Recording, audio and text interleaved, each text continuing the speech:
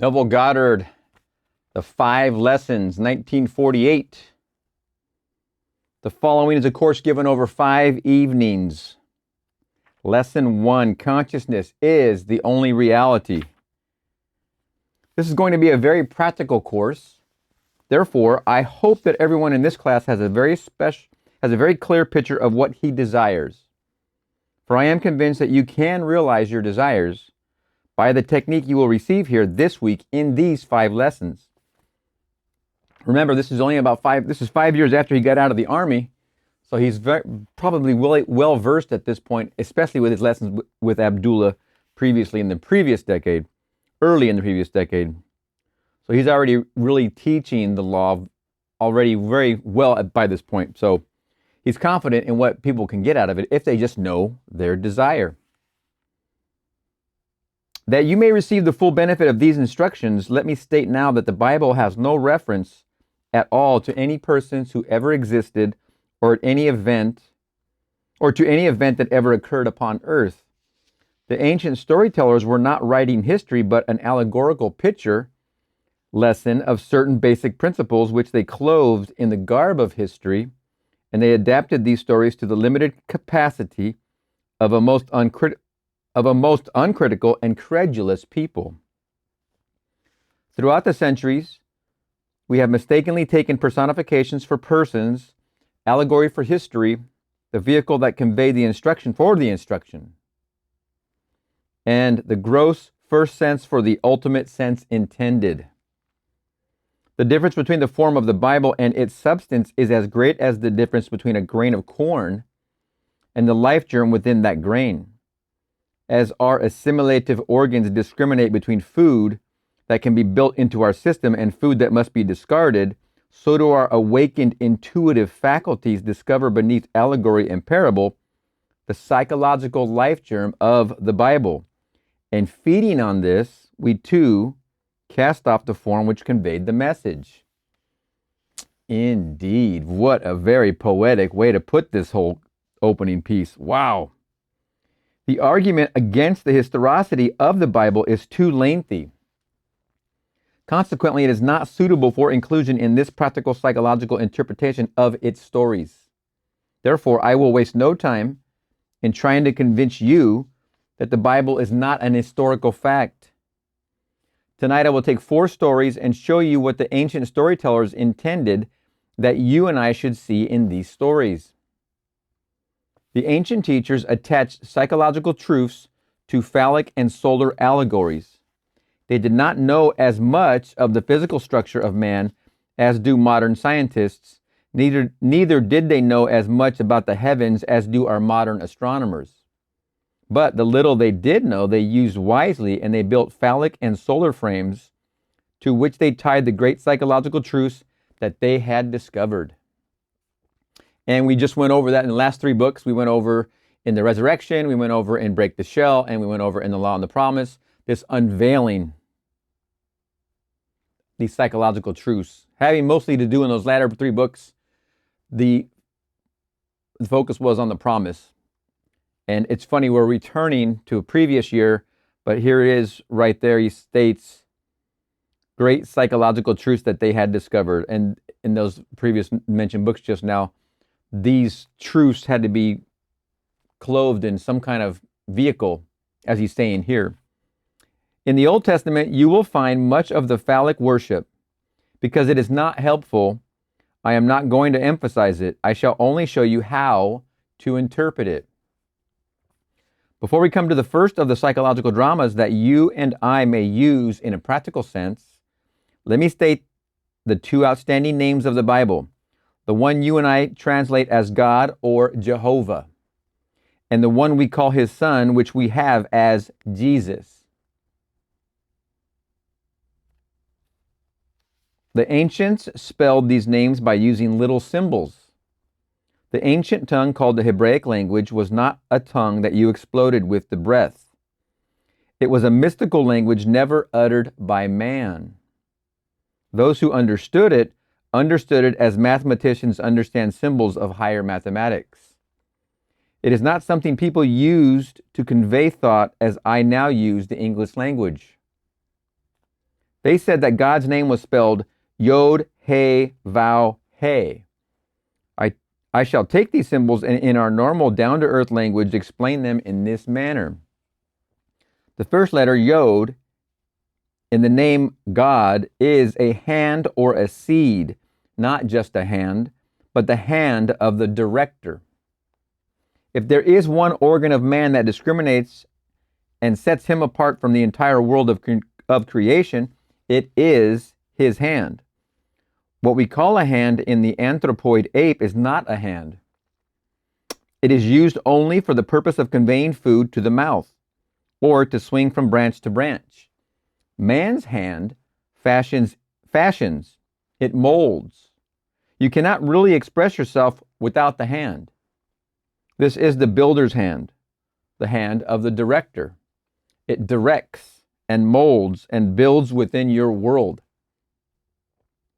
The ancient storytellers called the first letter Yod, the hand, or the absolute seed out of which the whole of creation will come. To the second letter, He, they gave the symbol of a window. A window is an eye. The window is to the house what the eye is to the body. The third letter, Vav, they called a nail. A nail is used for the purpose of binding things together. The conjunction and in the Hebraic tongue is simply the third letter, or vowel.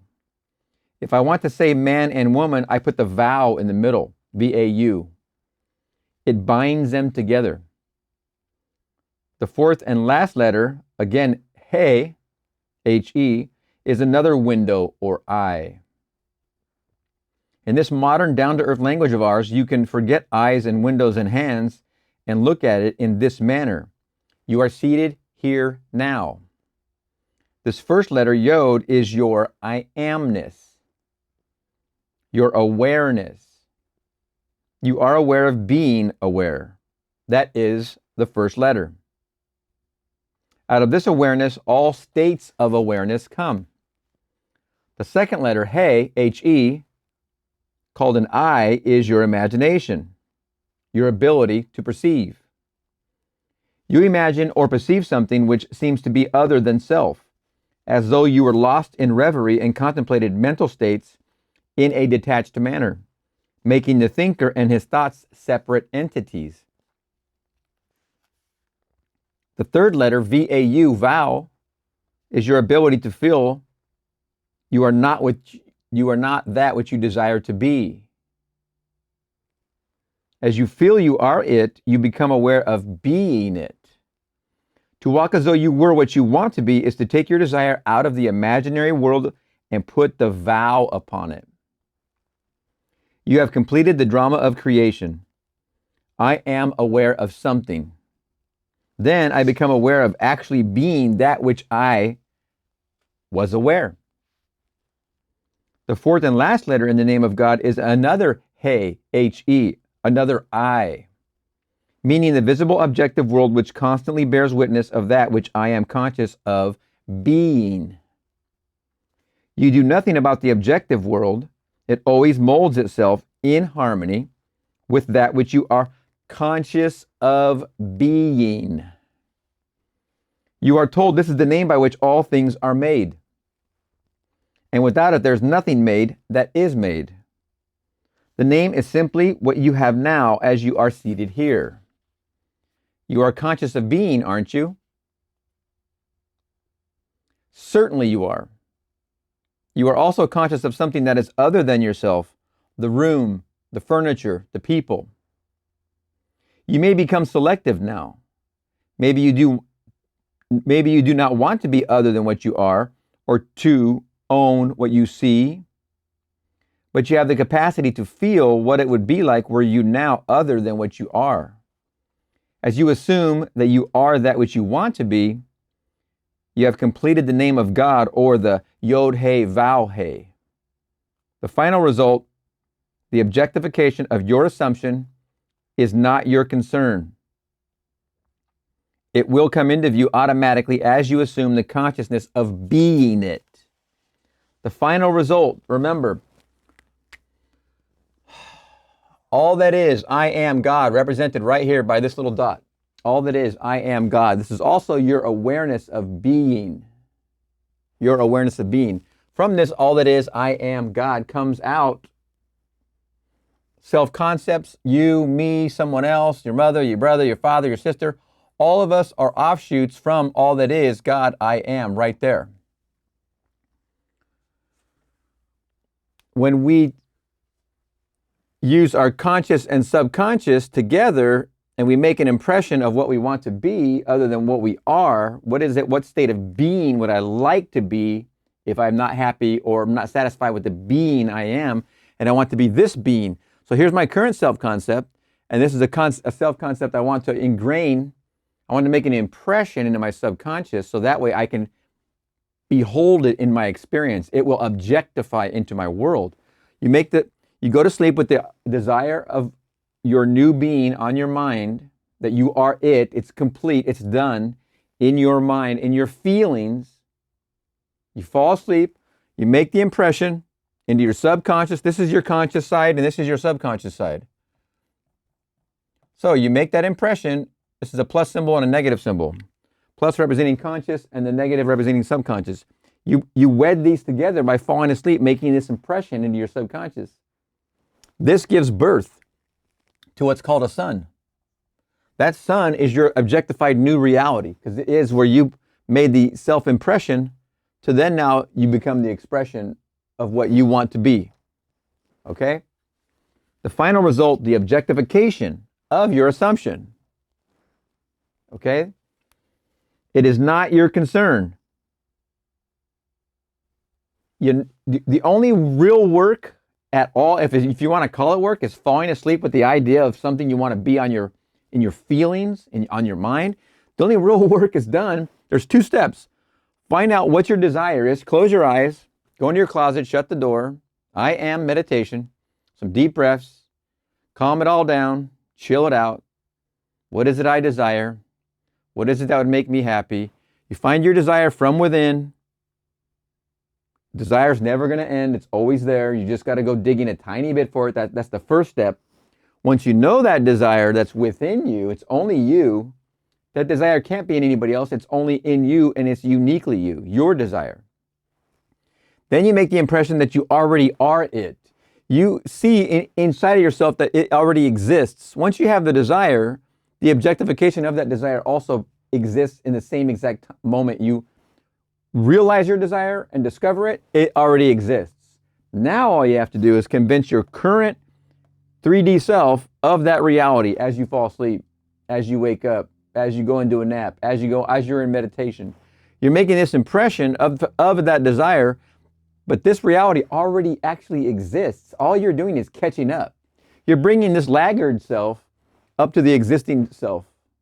This is the one that's lagging. So you're making this impression, and you're in your new reality. It will come into view automatically as you assume the consciousness of being it. No work is required for this step. No work whatsoever, and don't even be concerned. Now let us turn to the Son's name, for he gives the Son dominion over the world. You are the Son. You are the great Joshua, or Jesus of the Bible. You know the name Joshua or Jehoshua. We have anglicized as Jesus. The Son's name is almost like the Father's name. The first 3 letters of the Father's name are the first 3 letters of the Son's name, Yod He Vav. Then you add a shin and an ayin, that's S-H-I-N, and ayin, A-Y-I-N, making the Son's name read Yod He Vav Shin Ayin.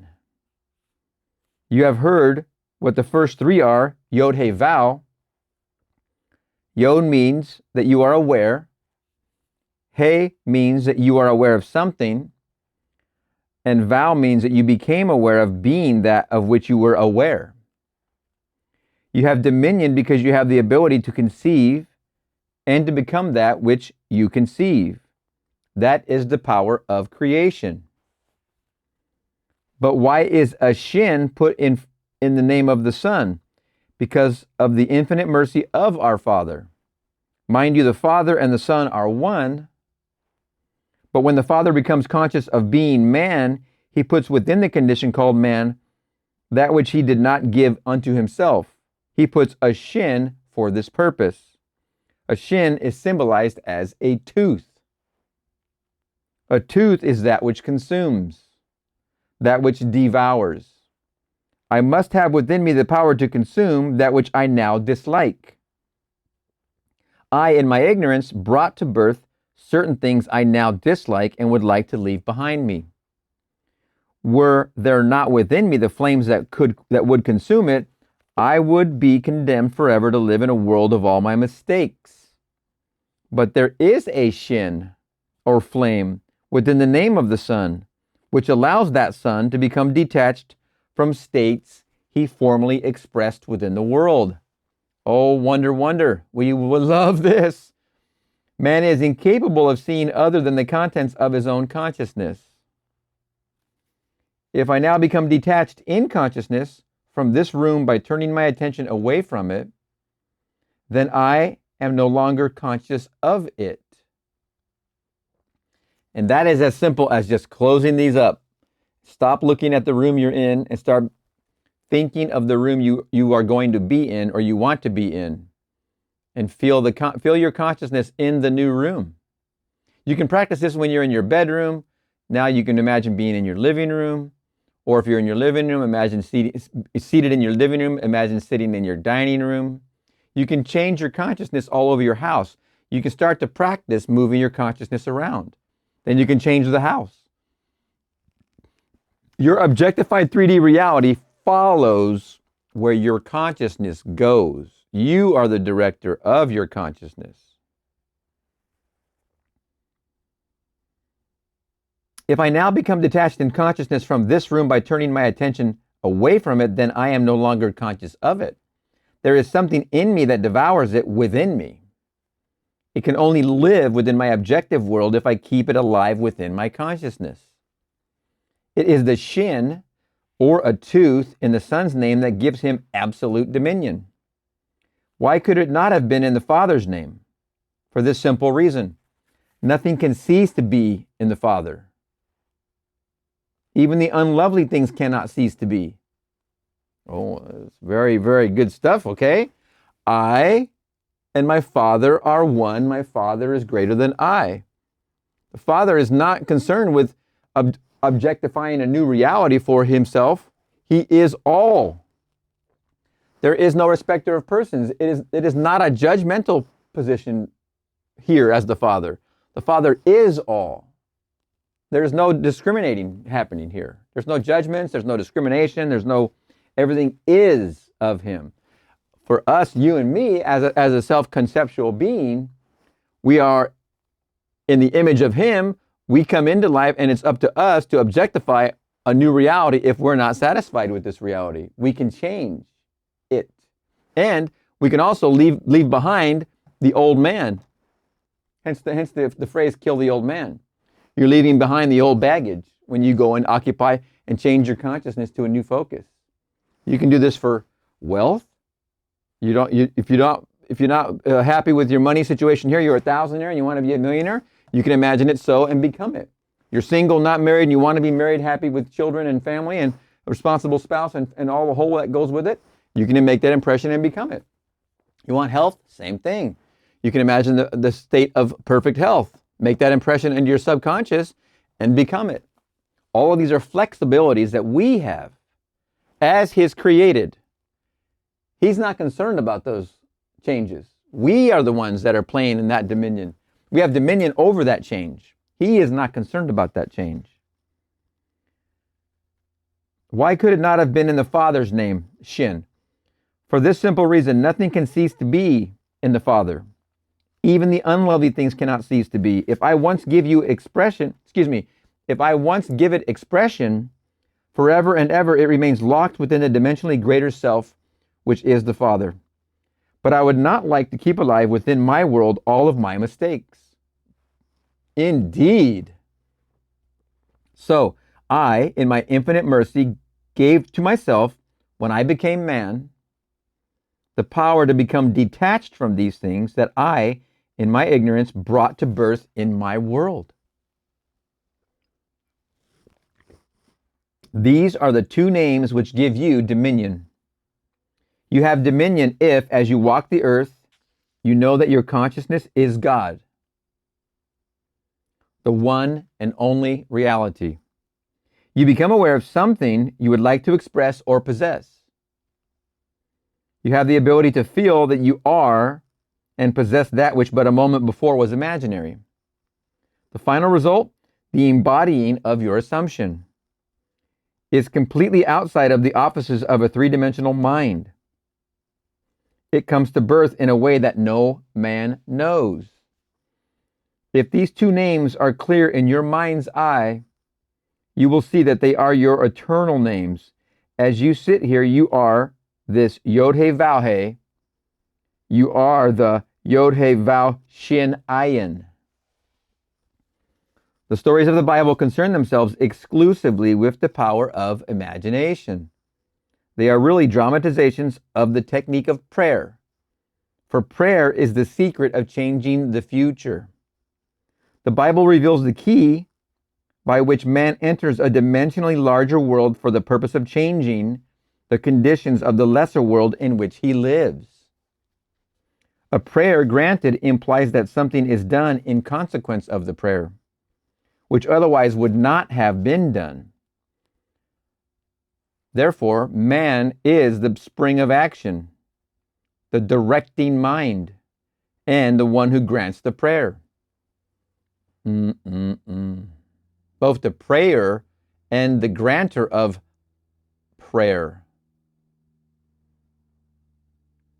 The stories of the Bible contain a powerful challenge to the thinking capacity of man.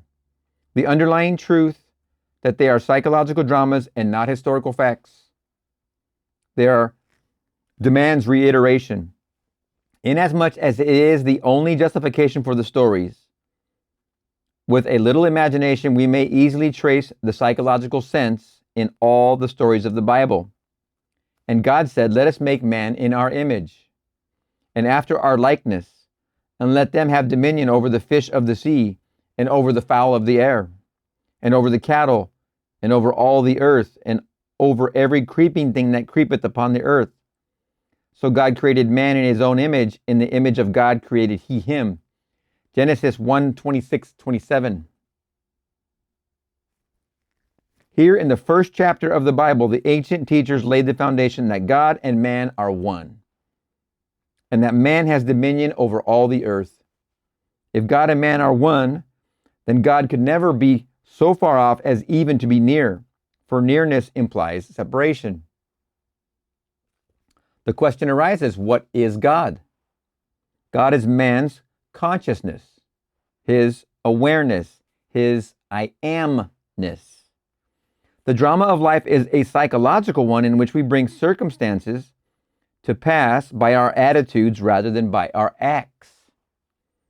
The cornerstone on which all things are based is man's concept of himself. Each of these are self-concepts. This is what these lines represent. If you are a self-concept here and you think it's full of limitation and you're not happy with it, you can change to any other self-concept by making the impression upon your subconscious. You bring your conscious and your subconscious together, you wed those two together, and give birth by the impression to the new expression, also known as the son. The birth of your idea to express this desire you have. The cornerstone on which all things are based is man's concept of himself. He acts as he does and has the experiences that he does because his concept of himself is what it is, and for no other reason. Had he a different concept of himself, he would act differently and have different experiences. Man, by assuming the feeling of his wish fulfilled, alters his future in harmony with his assumption, for assumptions, though false, if sustained, will harden into fact. The undisciplined mind finds it difficult to assume a state which is denied by the senses. If you're in this state or this self-concept and you're trying to make an impression of what you want to be here, and your senses here are denying that you are married, you're in a relationship, you're walking down the aisle, if you're not seeing that and you don't even have a partner in this state here, then how is it you're supposed to imagine being already married?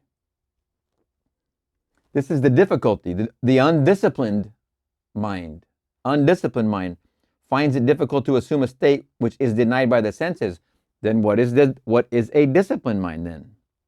We've heard in these previous books, people take 3 weeks, they take 3 months, they take 6 months, they do this every single night. Some take a while just to be able to imagine being a child again.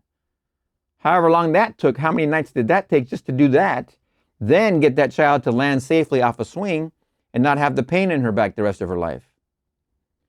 You must persist. It takes a little bit of effort if it does. If it doesn't, go with it. But the ancient teachers discovered that sleep, or a state akin to sleep, aided man in making his assumption. Therefore, they dramatized the first creative act of man as one in which man was in a profound sleep. This not only sets the pattern for all future creative acts, but shows us that man has but one substance that is truly his to use in creating his world, and that is himself. And the Lord God, man in parentheses, and the Lord God caused a deep sleep to fall upon Adam, and he slept. And he took one of his ribs and closed up the flesh instead thereof, and the rib which the Lord God had taken from man made he a woman. Genesis 2:21-22.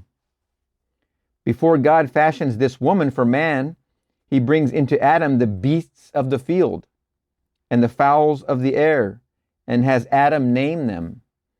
Whatsoever Adam called every living creature, that was the name thereof.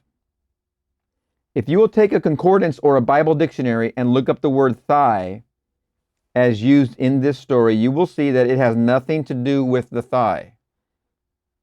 It is defined as the soft parts that are creative in a man, that hang upon the thigh of a man.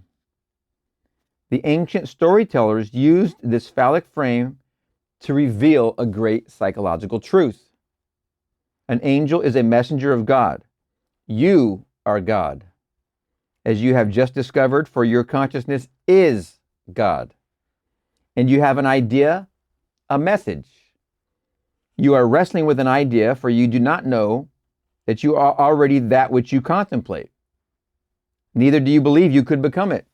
You are already that which you contemplate. That which you contemplate. I am that I am. You are already that which you contemplate. Neither do you believe you could become it. You would like to, but you do not believe you could. I tell you. It's like preschool. Who wrestles with the angel? Jacob. And the word Jacob, by definition, means the supplanter. You would like to transform yourself and become that which reason and your senses deny. As you wrestle with your ideal, trying to feel that you are it, this is what happens. When you actually feel that you are it, something goes out of you. You may use the words, "Who has touched me? For I perceive virtue has gone out of me." When you get that feeling, man, when you consciously get that feeling, it's like you really are in that new space. It's you, but it's the you are in occupation in that new space, place, whatever you want to call it. Your new objectified place. When you walk in it, you can feel the change. You can feel it. And what he says, "Who has touched me? For I perceive virtue has gone out of me." Again, as a reminder, you're doing this all the time already. It's how exactly you are in your current self-concept. With all intent, emotion, and resentment, and whatever else you want to put together, you are here somehow. You're using the law already. But when you go after these lessons and use it forcefully, consciously, with new intent, and feel the shift as it happens in real time, it's just going to knock your socks off. And these are small micro feelings. These aren't, It isn't like a total epiphany takes over for a long time. It's very subtle and very quick, but with perception, you can definitely sense it. Who has touched me? For I perceive virtue has gone out of me. You become, for a moment, after a successful meditation, incapable of continuing in the act as though it were a physical creative act. You are just as impotent after you have prayed successfully as you are after the physical creative act.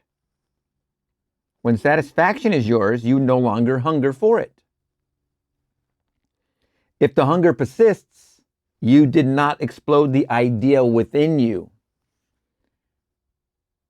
You did not actually succeed in becoming conscious of being that which you wanted to be. So go again. There was still that thirst when you came out of the deep. If I can feel that I am that which but a few seconds ago I knew I was not, but desired to be, then I am no longer hungry to be it. I am no longer thirsty because I feel satisfied in that state. Then something shrinks within me, not physically, but in my feeling, in my consciousness. For that is the creativeness of man. He so shrinks in desire, he loses the desire to continue in this meditation. He does not halt physically, he simply does not desire to continue the meditative act. He's in the Sabbath. It's done. Why would you focus on something that you already are? If you were hungry and you ordered the pizza and it got delivered and you ate, you would not imagine the pizza anymore. It's done. Matter of fact, it's done after you make the phone call and hang up the phone. You're already done with the whole idea of the pizza is gone. It's satisfied. It's over. The only thing that happens is it gets delivered.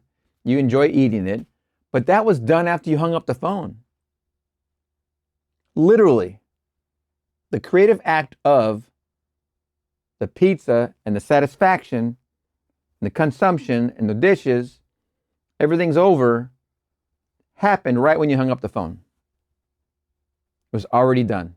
You wouldn't think about it anymore at all. You would revel when the doorbell rang and you went and got the delivery and you started to consume the pizza joyfully.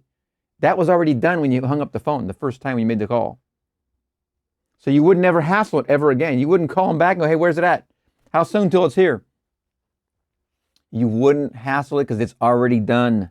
You wouldn't think about it anymore. You wouldn't be hungry for it anymore. You wouldn't even be hungry even though you haven't eaten it yet. You already know it's on its way. You know it's done. It is the Sabbath. When you pray, believe that you have received, and you shall receive. When the physical creative act is completed, the sinew which is upon the hollow of man's thigh shrinks, and man finds himself impotent or is halted. In like manner, when a man prays successfully, he believes that he is already that which he desired to be. Therefore, he cannot continue desiring to be that which he is already conscious of being. At the moment of satisfaction, physical and psychological, eating the pizza, something goes out which in time bears witness to man's creative power.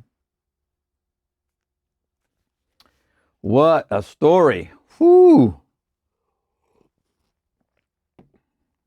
Our next story is in the 38th chapter of the book of Genesis. Here is a king whose name is Judah, the first three letters of whose name also begins Yod, He, Vav. Tamar is his daughter-in-law. The word Tamar means a palm tree or the most beautiful, the most comely. She is gracious and beautiful to look on and is called a palm tree. A tall, stately palm tree blossoms even in the desert. Wherever it is, there is an oasis. When you see the palm tree in the desert, there will be found what you seek most in that parched land. There is nothing more desirable to a man moving across a desert than the sight of a palm tree. In our case, to be practical, our objective is the palm tree. That is the stately, beautiful one that we seek.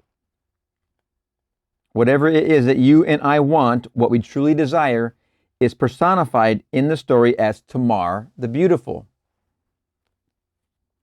We are told she dresses herself in the veils of a harlot and sits in the public place.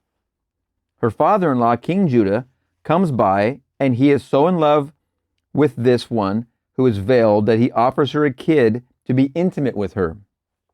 She said, "What will you give me as a pledge that you will give me a kid?" Looking around, he said, "What do you want me to give as a pledge?" She answered, "Give me your ring, give me your bracelets, and give me your staff." Whereupon he took from his hand the ring and the bracelet and gave them to her along with his scepter. And he went in unto her and knew her, and she bore him a son. That is the story. Now for the interpretation. Man has one gift that is truly his to give, and that is himself. He has no other gift. As told you in the very first creative act of Adam, begetting the woman out of himself, there was no other substance in the world but himself, with which he could fashion the object of his desire. In like manner, Judah had but one gift that was truly his to give, himself. As the ring, the bracelets, and the staff symbolized, for these were the symbols of his kingship. Man offers that which is not himself, but life demands that he give the one thing that symbolizes himself. Give me your ring, give me your bracelet, give me your scepter. These make the king. When he gives them, he gives of himself. You are the great king, Judah. Before you can know your Tamar and make her bear your likeness in the world, you must go in unto her and give of self. Suppose I want security. I cannot get it by knowing people who have it. I cannot get it by pulling strings. I must become conscious of being secure. Most important key word there, being. Let us say I want to be healthy. Pills will not do it. Diet or climate will not do it. I must become conscious of being healthy by assuming the feeling of being healthy. It's a very important word in here. I don't know if you are perceiving it. Perhaps I want to be lifted up in the world. Merely looking at kings and presidents and noble people and living in their reflection will not make me dignified. I must become conscious of being noble and dignified and walk as though I were that which I now want to be.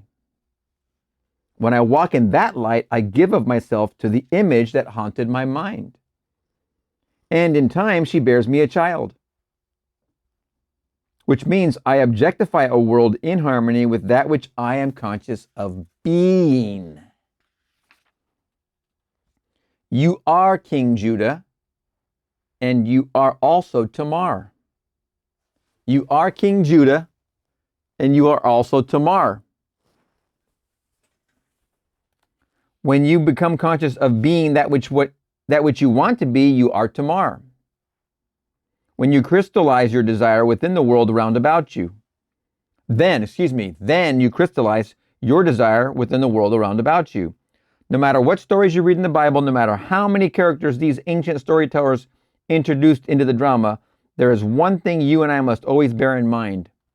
They all take place within the mind of the individual man.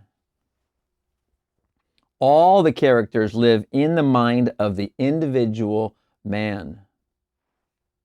As you read the story, make it fit the pattern of self. Know that your consciousness is the only reality. Then know what you want to be. What's your desire? Then assume the feeling of being that which you want to be. And remain faithful to your assumption, living and acting on your conviction. Always make it fit that pattern. Delicious. Wow. Wow. I love it. I was just thinking this. Our third interpretation is the story of Isaac and his two sons, Esau and Jacob. The picture is drawn of a blind man being deceived by his second son into giving him the blessing which belonged to his first son. The story stresses the point that the deception was accomplished through the sense of touch. And Isaac said unto Jacob, Come near, I pray thee, that I may feel thee, my son, whether thou be my very son Esau or not. And Jacob went near unto Isaac his father, and he felt him. And it came to pass, as soon as Isaac had made an end of blessing Jacob, and Jacob was yet scarce gone out from the presence of Isaac his father, that Esau his brother came in from his hunting. Genesis 27, 21, 30. This story can be very helpful if you will reenact it now. Again, bear in mind that all the characters of the Bible are personifications of abstract ideas and must be fulfilled in the individual man. You are the blind father and both sons. Isaac is old and blind, and, sensing the approach of death, calls his first son Esau a rough, hairy boy, and sends him unto the woods that he may bring in some venison. The second son, Jacob, a smooth-skinned boy, overheard the request of his father. Desiring the birthright of his brother, Jacob, the smooth-skinned son, slaughtered one of his father's flock and skinned it. Then, dressed in the hairy skins of the kid he had slaughtered, he came through subtly and betrayed his father into believing that he was Esau. The father said, Come close, my son, that I may feel you. I cannot see, but come that I may feel. Note the stress that is placed upon feeling in this story. He came close to the father and said to him, The voice is Jacob's voice, but the hands are the hands of Esau. And feeling this roughness, the reality of the son Esau, he pronounced the blessing and gave it to Jacob. You are told in the story that as Isaac pronounced the blessing and Jacob had scarcely gone out from his presence, that his brother Esau came in from his hunting. This is an important verse. Do not become distressed in our practical approach to it, for if you sit here, you too are Isaac. This room in which you are seated is your present Esau. This is the rough or sensibly known world, known by reason of your bodily organs. All of your senses bear witness to the fact that you are here in this room. Everything tells you that you are here, but perhaps you do not want to be here. You can apply this toward any objective. The room in which you are seated at any time, the environment in which you are placed, this is your rough or sensibly known world or son, which is personified in the story as Esau. What you would like in place of what you have or are is your smooth-skinned state, or Jacob the supplanter.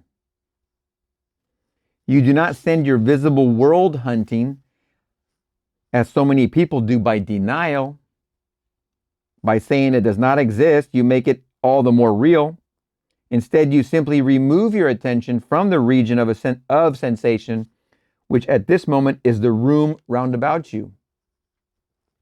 And you concentrate your attention on that which you want to put in its place, that which you want to make real.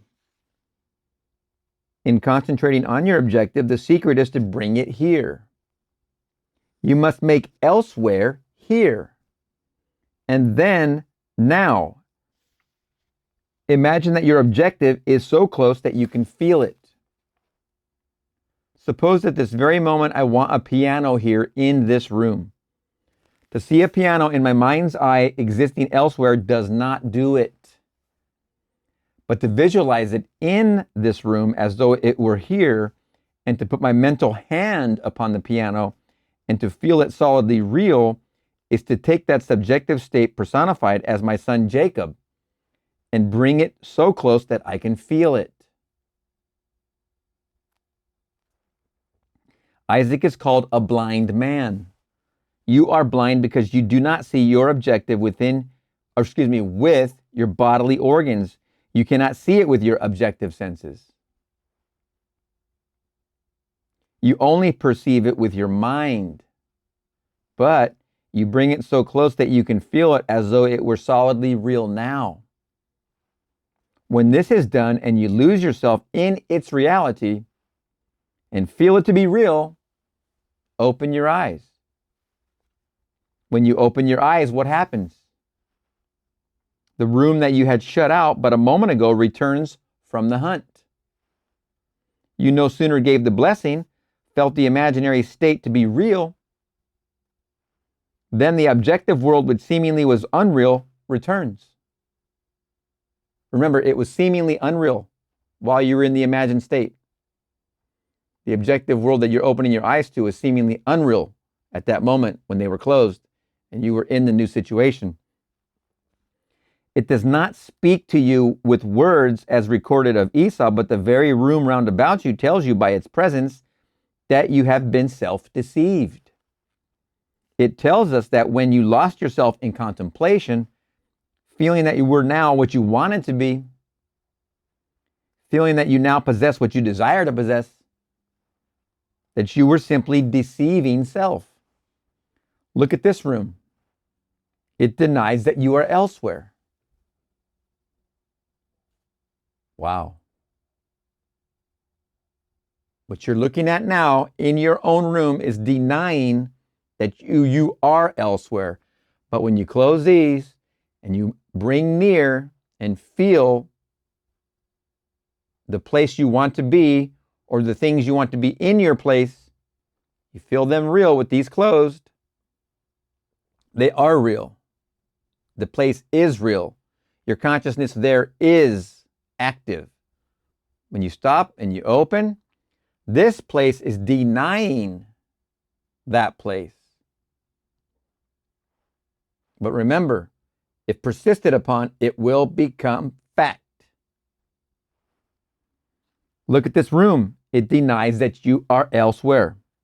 If you know the law, you now say, even though your brother came through subtly and betrayed me and took your birthright, I gave him your blessing and I cannot retract. In other words, you remain faithful to this subjective reality and you do not take back from it the power of birth. You gave it the right of birth.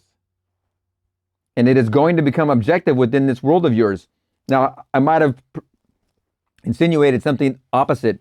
In other words, you remain faithful to this subjective reality that you do not take back from it the power of birth. That means your imagined state. When your eyes were closed, that's what I'm referring to here. In other words, you remain faithful to this subjective reality. Remember, subjective reality, subjective impression.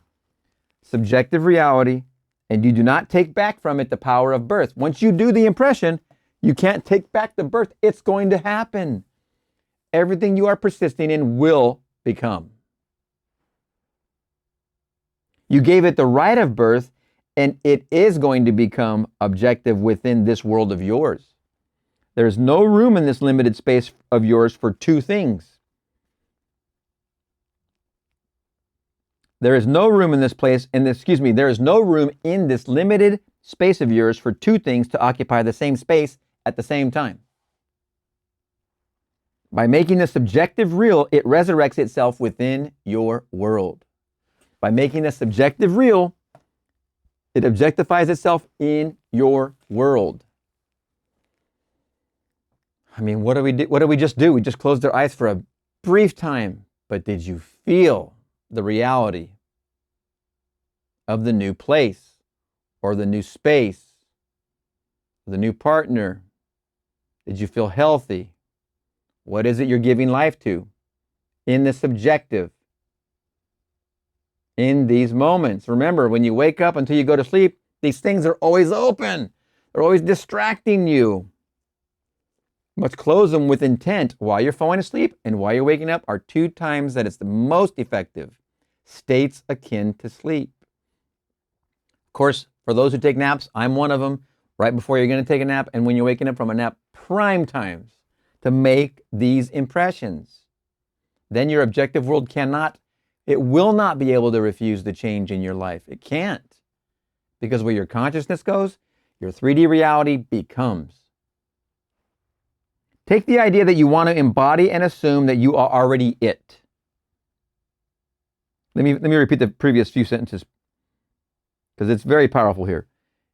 In other words, you remain faithful to this subjective reality and you do not take back from it the power of birth. You gave it the right of birth and it's going to become objective within this world of yours. There's no room in this limited space of yours for two things to occupy the same space at the same time. That doesn't mean if you want a motorcycle, you can't have two. You can definitely have two. It means you're either in one place or another with your consciousness. By making the subjective real, it resurrects itself within your world. Take the idea that you want to embody and assume that you are already it. Lose yourself in the feeling. This assumption is solidly real. Lose yourself in that feeling. Just, I am, take some deep breaths, keep these closed, and just go there. What does it feel like right now that it's real? What would I be doing? Where would I be sleeping? What would I be eating? These are all valid questions. Lose yourself in feeling this assumption is solidly real. As you give it this sense of reality, you have given it the blessing which belongs to the objective world. And you do not have to aid its birth any more than you have to aid the birth of a child or a seed you plant in the ground. The seed you plant grows unaided by a man, for it contains within itself all the power and all the plans necessary for self-expression. You can this night reenact the drama of Isaac blessing his second son and see what happens in the immediate future in your world. Your present environment vanishes, all the circumstances of life change and make way for the coming of that to which you have given your life. As you walk, knowing that you are what you want it to be, you objectify it without the assistance of another. Wow. Man, oh man. Manifestation. How wonderful is that?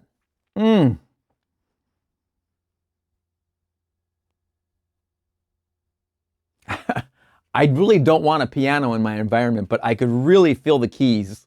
I could sense the piano right here. My hand could touch the piano. I could literally be touching the piano right now, and I don't want a piano. Sometimes you must be careful what you ask for. Be careful for what you pray for, right? Or what you hope for. The fourth story for tonight is taken from the last of the books attributed to Moses. If you need proof that Moses did not write it, read the story carefully. It is found in the 34th chapter of the book of Deuteronomy. Ask any priest or rabbi who is the author of this book, and they will tell you that Moses wrote it. In the 34th chapter of Deuteronomy, you will read of a man writing his own obituary. That is, Moses wrote this chapter. A man may sit down and write what he would like to have placed upon his tombstone, but here is a man who writes his own obituary. And then he dies and so completely rubs himself out that he defies posterity to find where he has buried himself. So Moses, the servant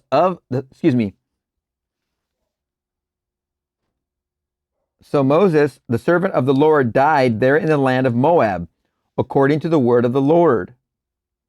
And he buried him in a valley in the land of Moab, over against Beth-Peor, P-O-E-R, Beth-Peor.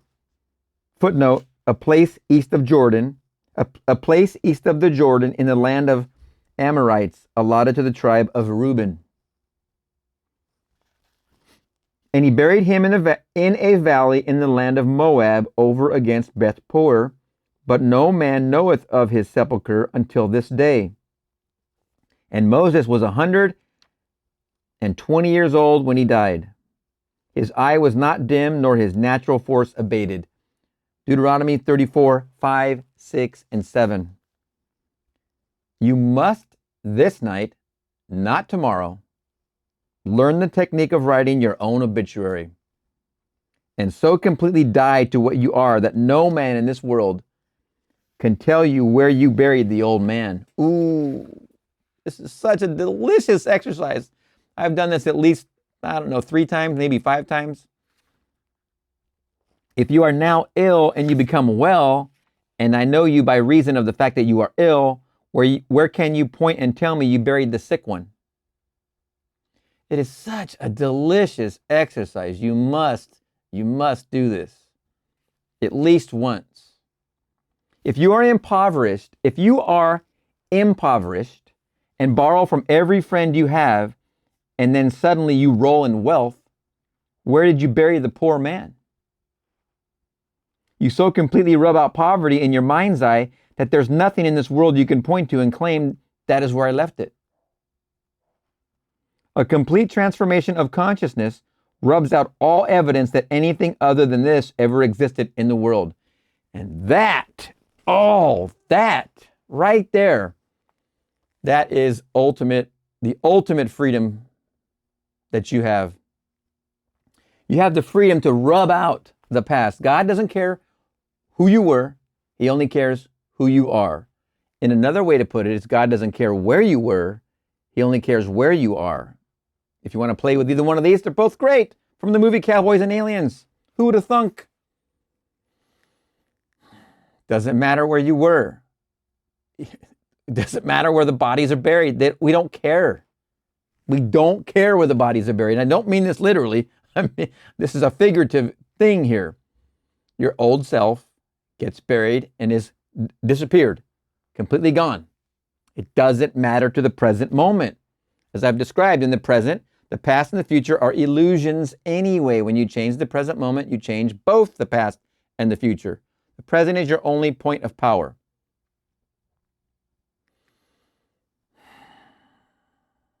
A complete transformation of consciousness rubs out all evidence that anything other than this ever existed in the world. The most beautiful technique for the realizing of man's objective is given in the first verse of the 34th chapter of Deuteronomy.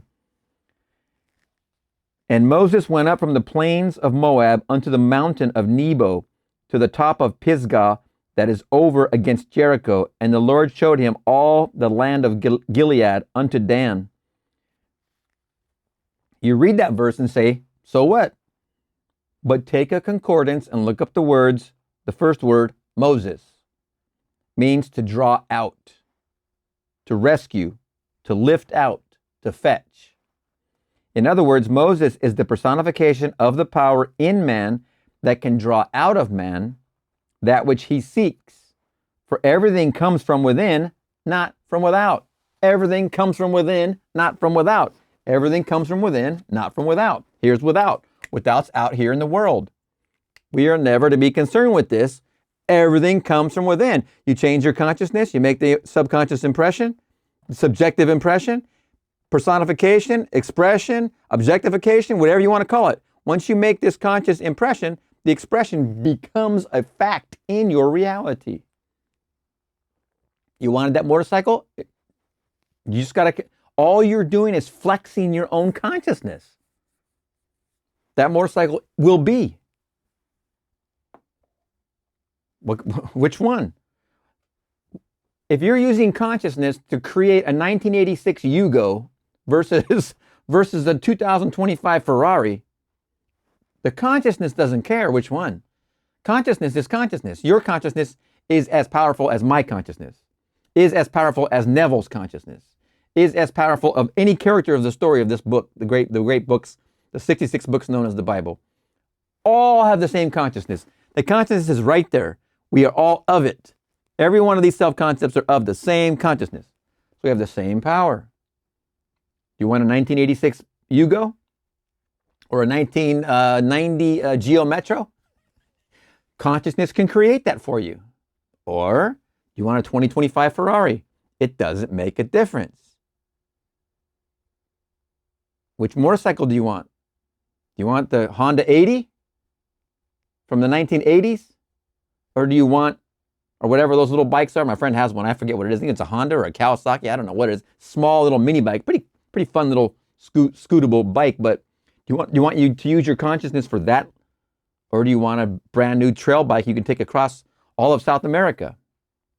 I don't know the names of these bikes. I'm just spitballing here. But your consciousness is what creates any of these things in your environment. It doesn't cost anything different to you. Your consciousness is your consciousness. It is the same and has the same capacity as mine, the same as Neville's, the same as Abdullah's. All consciousness has the same roots. All we are doing here together is learning how to wield it, use it for our benefit. This is the law. We're learning how to focus it.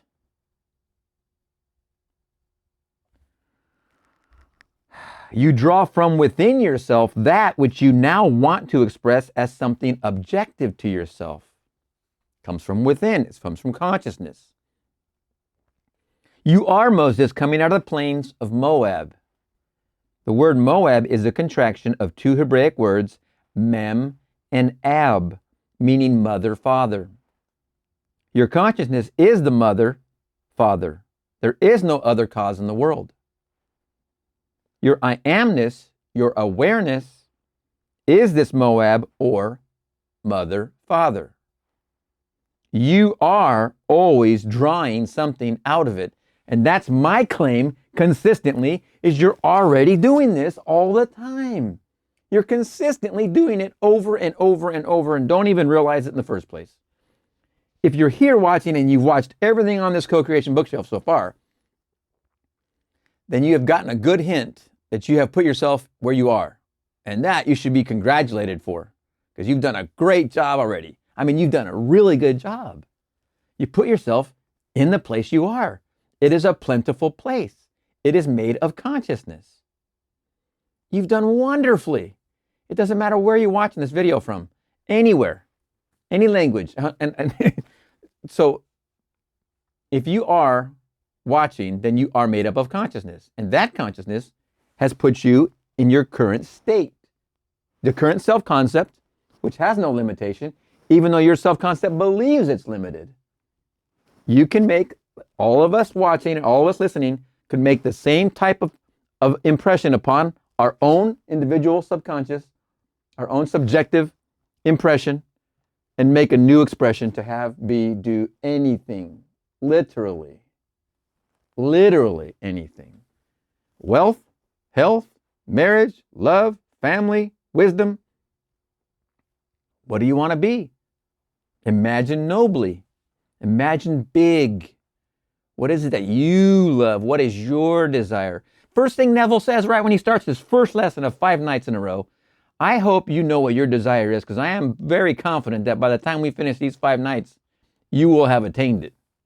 And I don't think he was shortchanging when he said that, because what he was going to lead him through, just a shift of consciousness. That's all we're talking about, just a shift of consciousness. Close your eyes. What are you conscious of? Spend some time. Give yourself the benefit of the doubt here. Spend some time focused with your consciousness. The next word is Nebo. In your concordance, Nebo is defined as a prophecy. A prophecy is something subjective. If I say so-and-so will be, it is an image in the mind. It is not yet a fact. We must wait and either prove or disprove this prophecy. In our language, Nebo is your wish, your desire. It is called a mountain because it is something that appears difficult to ascend and is therefore seemingly impossible of realization. A mountain is something bigger than you are. It towers over you. Nebo personifies that which you want to be in contrast to that which you are. The word Pisgah, by definition, is to contemplate. Jericho is a fragrant odor. And Gilead means the hills of witnesses. The last word is Dan the prophet.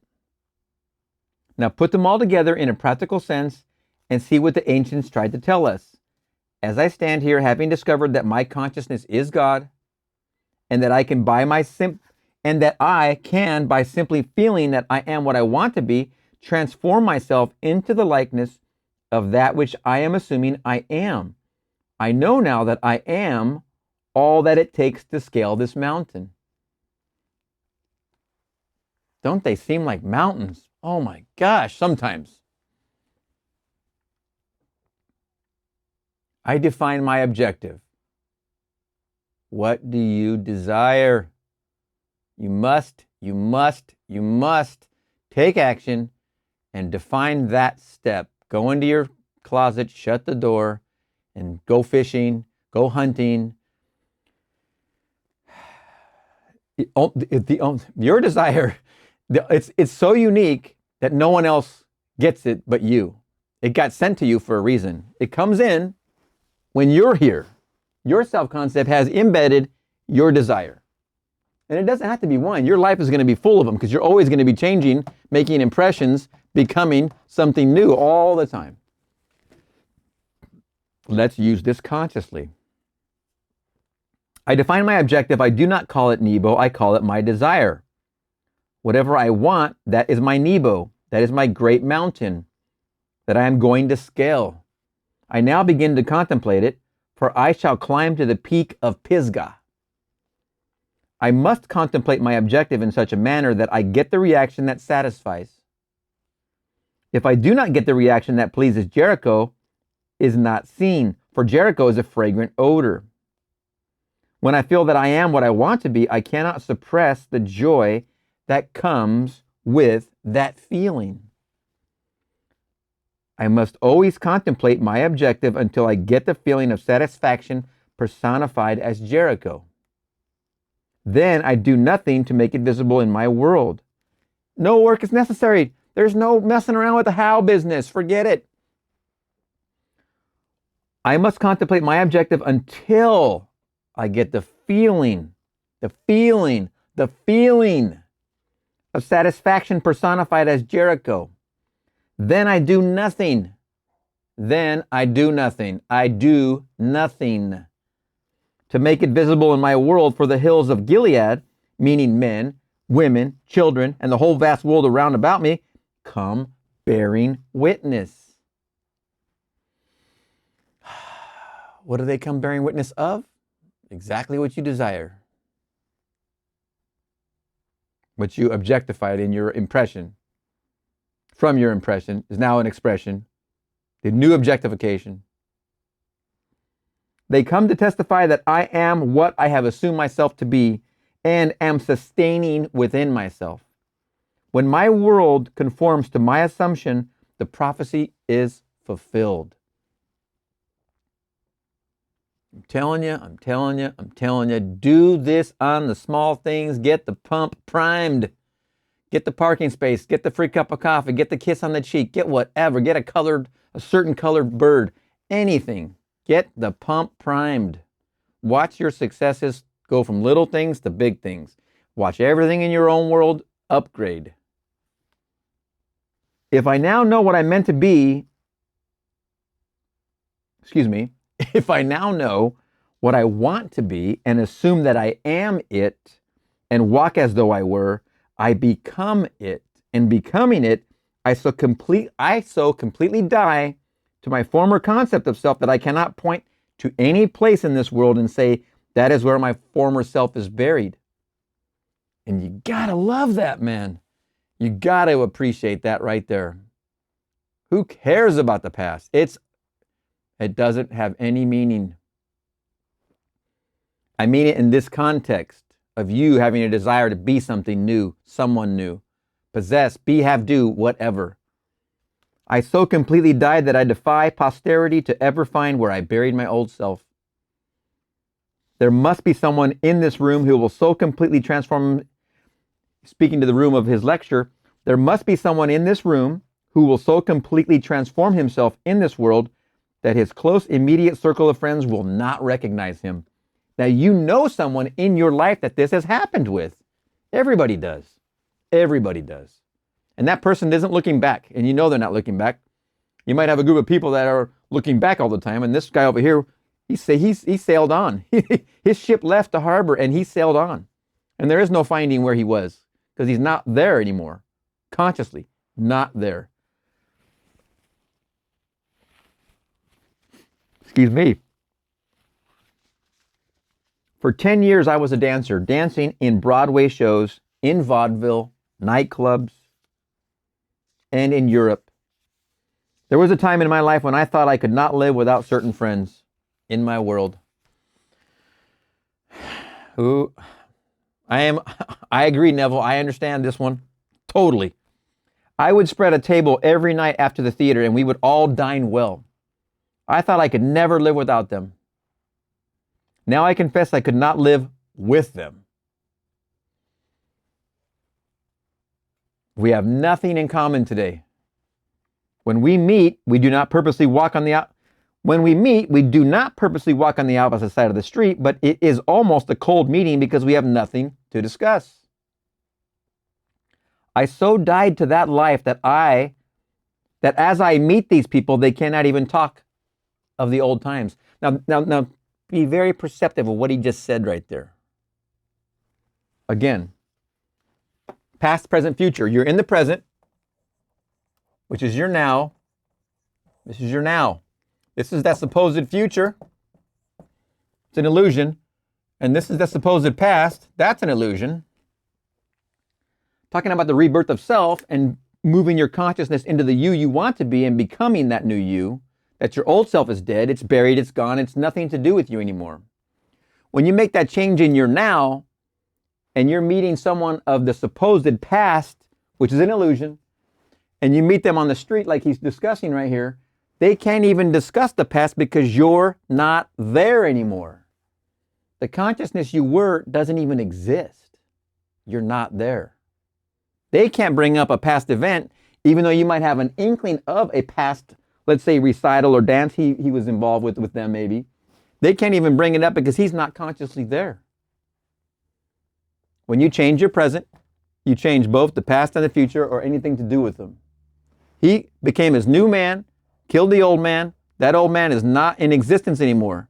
These people can't even bring up any ideas or conversation with him because the present is your point of power. That's where all change happens. He changed his consciousness now. That now changed both these, and nothing outside of you is going to try and bring you back. He runs into old people he knew or people from old days. There's nothing to discuss. There's no consciousness there. But there are people living today who are still living in that state, getting poorer and poorer. They always like to talk about the old times. They never buried that man at all. And he is very much alive within your world. Let me repeat this. I'm going to clean it up. I so died to that life that as I meet these people, they cannot even talk of the old times. But there are people living today who are still living in that state, getting poorer and poorer. They always like to talk about the old times. They never buried that man at all. He is very much alive within their world. Interesting. They never buried that man at all. He is very much alive within their world. Moses was 120 years of full, wonderful age, as 120 indicates. 1 plus 2 plus 0 equals 3, the numerical symbol of expression. I am fully conscious of my expression. My eyes are undimmed and the natural functions of my body are not abated. I am fully conscious of being what I do not want to be. But knowing this law by which a man transforms himself, I assume that I am what I want to be and walk in the assumption that it is done. In becoming it, the old man dies and all that was related to that former concept of self dies with it. You cannot take any part of the old man into the new man. You cannot put new wine in old bottles or new patches on old garments. You must be a new being completely. As you assume that you are now what you want to be, you do not need the assistance of another to make it so. Neither do you need the assistance of anyone to bury the old man for you. Let the dead bury the dead. My favorite phrase. Do not even look back, for no man having put his hand to the plow and then looking back is fit for the kingdom of heaven.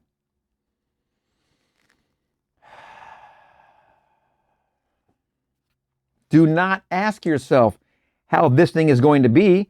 It does not matter if your reason denies it. It does not matter if all the world round about you denies it. You do not have to bury the old.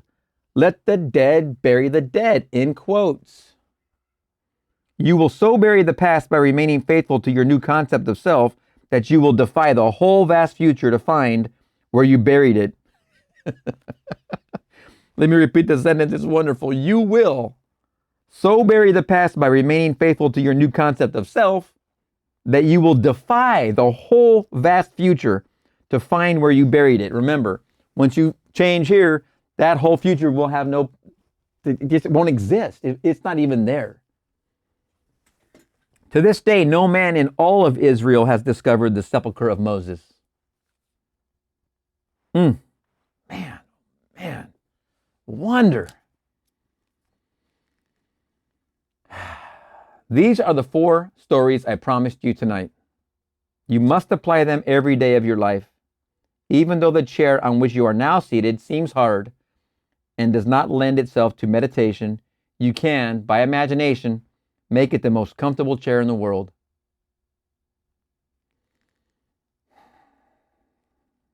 Let me now define the technique as I want you to employ it. I trust each one of you came here tonight with a clear picture of your desire. Please, if you've been through this whole co-creation bookshelf this far, please put it in the comment what your desire is, because you have to know it by now. And if you haven't, if you don't, just rewind to the beginning and go again. Do not say it is impossible. Do you want it? You do not have to use your moral code to realize it. Nothing to do with morality at all. It is altogether outside the reach of your code. Consciousness is the one and only reality. Therefore, we must form the object of our desire out of our own consciousness. People have a habit of slighting the importance of simple things, and the suggestion to create a state akin to sleep in order to aid you in assuming that which reason and your senses deny is one of the simple things you might slight. Sounds too simple. What do you mean? However, this simple formula for changing the future, which was discovered by the ancient teachers and given to us in the Bible, can be proved by all. The first step in changing the future is desire. That is, define your objective. Know definitely what you want. Remember, it can't be anybody else's. It's not a rule that you can't choose what someone else is choosing, but it's not unique to them, that which is yours. Yours is yours.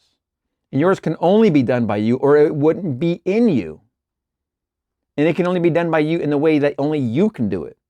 So it's okay if you think someone else has the same desire or looks similar to yours. That is never a point. You choose yours because you're the unique deliverer of that desire. Period. It's unique to you, no matter what or whom or whatever seems to be like you or like what you desire. Don't worry about that. That has nothing to do with nothing. The first step in changing the future is desire.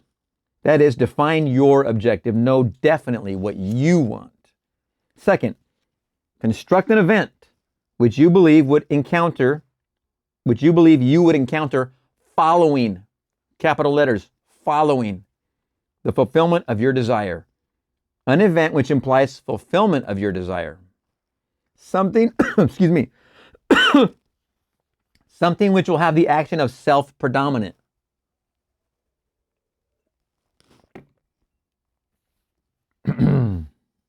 Know your desire. Construct an event which you believe you would encounter following the fulfillment of that desire. Third, immobilize the physical body and induce a state akin to sleep. Lay down. Then mentally feel yourself right into the proposed action. Imagine all the while that you are actually performing the action here and now. You must participate in the imaginary action, Not merely stand back and look on, but feel, F-E-E-L capitals, that you are actually performing the action so that the imaginary sensation is real to you. It is important always to remember that the proposed action must be one which follows, in capitals, the fulfillment of your desire, one which implies fulfillment. For example, suppose you desired a promotion in office. Then being congratulated would be an event you would encounter following the fulfillment of your desire. This is a very, very good example. It works very well. Having selected this action as the one you will experience in imagination to imply promotion in office, immobilize your physical body, and induce a state bordering on sleep, a drowsy state, but one in which you are still able to control the direction of your thoughts, a state in which you are attentive without effort. Then visualize a friend standing before you, put your imaginary hand into his, feel it to be solid and real, and carry on an imaginary conversation with him in harmony with the feeling of having been promoted. That's all capitalized. The feeling of having been promoted. The feeling. You do not visualize yourself at a distance in point of space and at a distance in point of time being congratulated on your good fortune. Instead, you make elsewhere, here, capitals, here, and the future now, capitals, N-O-W. The difference between feeling in capitals, the difference between feeling yourself in action, here and now, and visualizing yourself in action as though you were on a motion picture screen is the difference between success and failure. He's telling you right there, if you're going to do it third person and see yourself from the side, fail. Not going to happen. You do it first person, like see your arms, first person experience and feel it, success. The difference will be appreciated if you now visualize yourself climbing a ladder. Then, with the eyelids closed, imagine that a ladder is right in front of you and feel yourself actually climbing it. Feel yourself climbing the ladder, all in capitals. Feel yourself actually climbing it. Experience has taught me to restrict the imaginary action, which implies fulfillment of the desire, to condense the idea into a single act and to reenact it over and over again until it has the feeling of reality. Climb that ladder over and over until it feels natural, until it feels like you just climbed it. Like it's no different from your actual memory of having just climbed a ladder or having just sat down at the dinner table, which you did let's say you sat down at the dinner table and you have the memory of sitting down at the dinner table. It feels natural that you just sat down recently at the dinner table. It's a natural, comfortable feeling. You climb the ladder over and over, the one single act, until it feels natural as you just completed it. The feeling of reality. Otherwise, your attention will wander off along an associational track, and hosts of associated images will be presented to your attention. It's what happens when we're falling off into sleep. Of just all these just different offshoots will start invading. Let me repeat the sentence because there's much more to it. Otherwise, your attention will wander off along an associational track, and hosts of associated images will be presented to your attention, and in a few seconds, they will lead you hundreds of miles away from your objective in point of space and years away in point of time. If you decide to climb a particular flight of stairs, because that is the likely event to follow the fulfillment of your desire, then you must restrict the action to climbing that particular flight of stairs. Remember, if it's specific, be specific with it then. Just carry on with that specific. Should your attention wander off, bring it back to its task of climbing that flight of stairs. And keep on doing so until the imaginary action has all the solidity and distinctness of reality. The idea must be maintained in the mind without any sensible effort on your part. You must, with the minimum of effort, permeate the mind with the feeling of the wish fulfilled. Remember, he's saying must. Always just dig in when he says must. What is he talking about? The idea must be maintained in the mind without any sensible effort on your part. You must, with the minimum of effort, permeate the mind with the feeling of the wish fulfilled. If you're climbing a ladder, for instance, you can feel the rungs. You can feel your hand on those rungs and your feet moving. Get to the top, go back down, go down, climb back up. Drowsiness facilitates change because it favors attention without effort. But it must not be pushed to the state of sleep in which you no longer are able to control the movements of your attention. But a moderate degree of drowsiness in which you are still able to direct your thoughts. A most effective way to embody a desire is to assume the feeling of the wish fulfilled and then, in a relaxed and drowsy state, repeat over and over again like a lullaby any short phrase which implies fulfillment of your desire, such as, thank you, thank you, thank you, as though you addressed a higher power for having given that which you desired. I know that when this course comes to an end on Friday, many of you here will be able to tell me that you have realized your objectives. Man, wow. 2 weeks ago, I left the platform and went to the door to shake hands with the audience. I am safe in saying that at least 35 out of a class of 135 told me that which they desired when they joined this class that they had already realized. That's wonderful. This happened only 2 weeks ago. I did nothing to bring it to pass save to give them this technique of prayer. He didn't imagine loving for anybody. He just gave the instruction. You need do nothing to bring it to pass save apply this technique of prayer.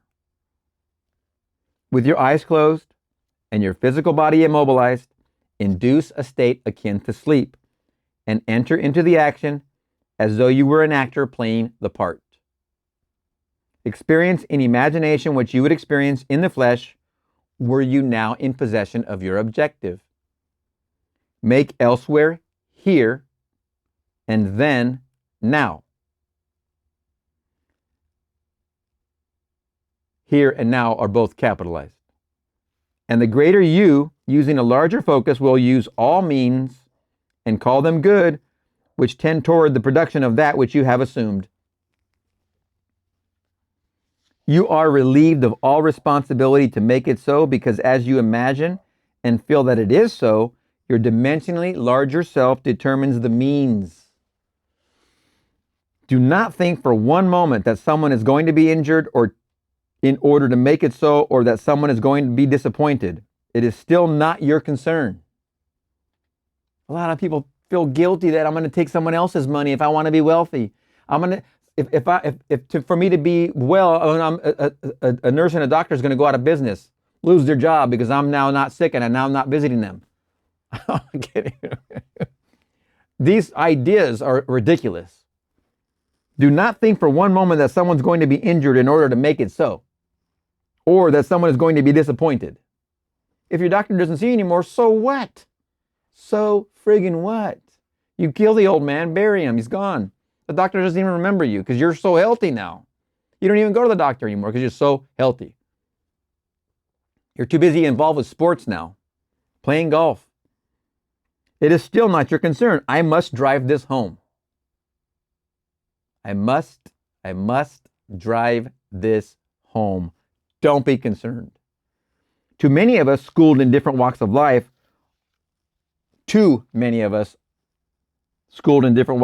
are so concerned about the other. You ask, if I get what I want, will it not imply injury to another? I mean, I had the same reaction. There are ways you know not of, so do not be concerned. His works are past finding out. His ways are past finding out. Close your eyes now because we are going to be in a long silence. Go ahead. Soon you will become so lost in contemplation, feeling that you are what you want to be, that you will be totally unconscious of the fact that you are in this room with others. You will receive a shock when you open your eyes and discover we are here. It should be a shock when you open your eyes and discover that you are not actually that which a moment before you felt you were or felt you possessed. Now, we will go into the deep silence period. Now, I know they typically took 2 minutes. We're not going to do that. You can pause right now, take that 2 minutes, close your eyes. What is it you want to be, have, or do? Anything? Any objective you want to express? What new reality do you want to experience? You're there now. You're in the experience. You feel first person in that experience, whatever that experience is.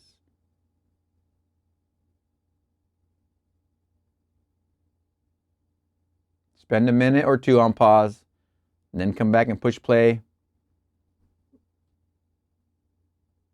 I'm doing it with you. Now I'm going to open my eyes. I'm surprised. Whoa.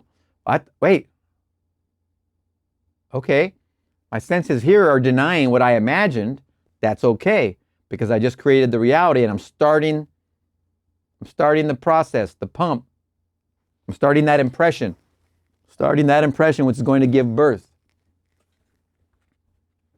It doesn't take long. That few instances right there is enough. If you spent 1 minute, if you spent 2 minutes, as Neville did often in the end of his lectures, let us go into the silence, you would spend 2 minutes doing this, what we just did. I need not remind you that you are now that which you have assumed that you are.